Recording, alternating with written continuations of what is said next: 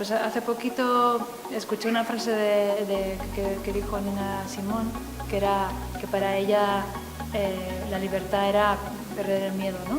Pues para mí igual el empoderamiento sería ese paso previo a perder el miedo totalmente, ¿no? Sería como el aprender a hacerle frente a ese miedo para conseguir la libertad. Mi taller iba sobre el cómic social, una herramienta para sensibilizar, ¿no? Para concienciar.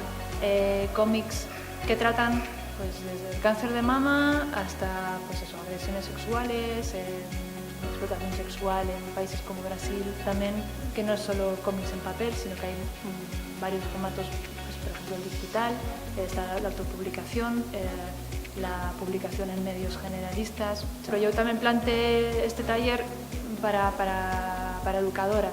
Si alguna de las alumnas era educadora, que tuvieran esa nueva herramienta, que conocieran un poquito ese medio para educar, para poder expresarse, para denunciar, también para empoderarse, ¿no?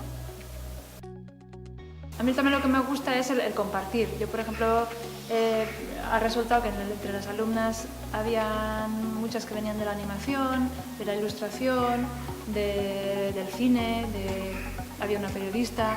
Entonces también ha sido muy bonito porque yo les estaba contando, ¿no? cómo podían ellas usar esta herramienta, este lenguaje, pero también ellas me contaban a su misma vez pues, reflexiones, ¿no? Desde su trabajo o cómics que habían leído, lo que les había supuesto.